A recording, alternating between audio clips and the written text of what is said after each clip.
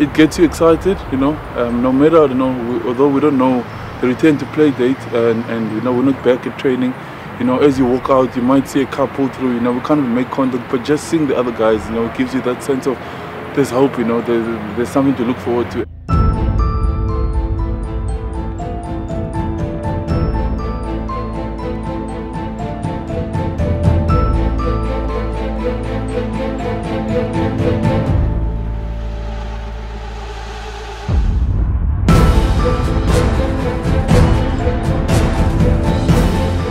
Sometimes we get heartful of this place, coaches on top of us and hitting stats, hitting numbers. But now you're stuck at home and you'd rather be here than anywhere else, So, that's life. I think in all aspects of our lives, we all do that, and yeah, it's something that we should try and get right.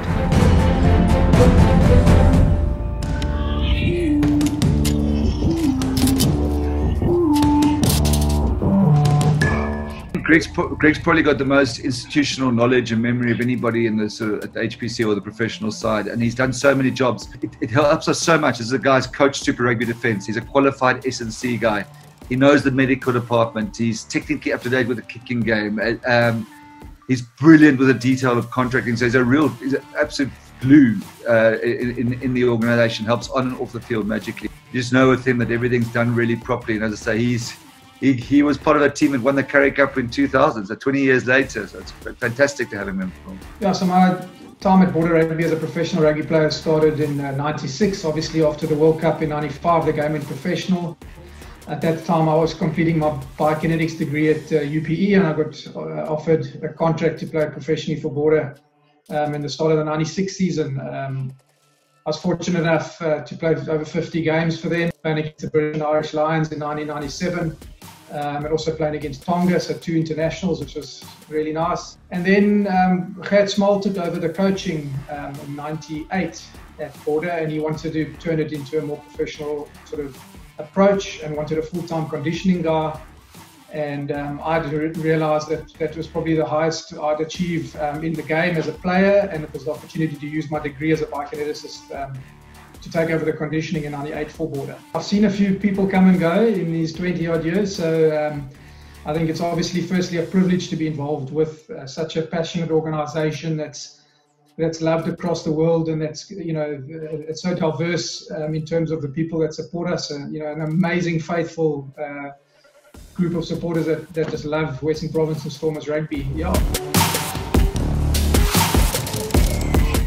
So the highlights would obviously be our Currie Cup wins. I've been fortunate to be involved in 5, and I don't think there's many people in South Africa can say that they've won Currie Cup in 4 different positions. So I've won it as a conditioning coach, I've won it as a kicking coach, I've won it as a defence coach, and I've also won it as a high performance manager, which is my latest position. So I'd like to see if anyone else has won it within 4 different positions. Fortunately, didn't win it as a player. That would have been the cherry on the top.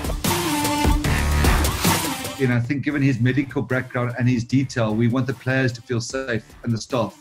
The staff have got some staff have got elderly relatives. Some of the players have got young children. So his role there gives us security. We're doing everything absolutely properly as per the SA Rugby World Health Organization guidelines. It allows the doctor to concentrate on the medical side. So part of the COVID manager role is to ensure that us as Western Province Rugby adhere to government regulations, adhere to SA Rugby and World Rugby and World Health Organization recommendations to ensure health and safety of our staff and obviously our players when we return to work. So it's about putting protocols in place and ensuring that we're compliant to those protocols to best educate our staff and our players as to the health practices that need to be in place. Broadly speaking, it's how do we prevent the dissemination of the COVID virus, and we're doing that through obviously strict adherence to social distancing, strict adherence to hygiene protocols, and probably the most important is to ensure that we make sure we have a very strict testing and screening protocol.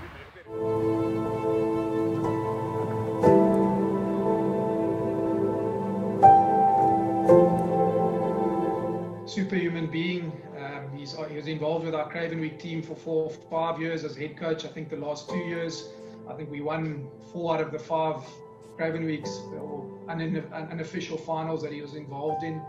Also, just like I said, a really good human being as an educator himself. He understood kids, he built good relationship with them. Oh, I mean, obviously my thoughts go out to his family.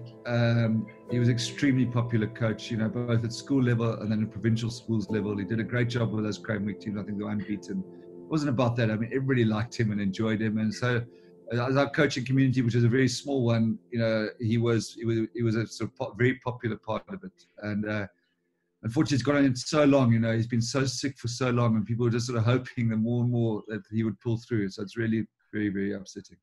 Seen on social media the impact that it's had on players that played under him, young players that have felt it and are quite emotional at this time.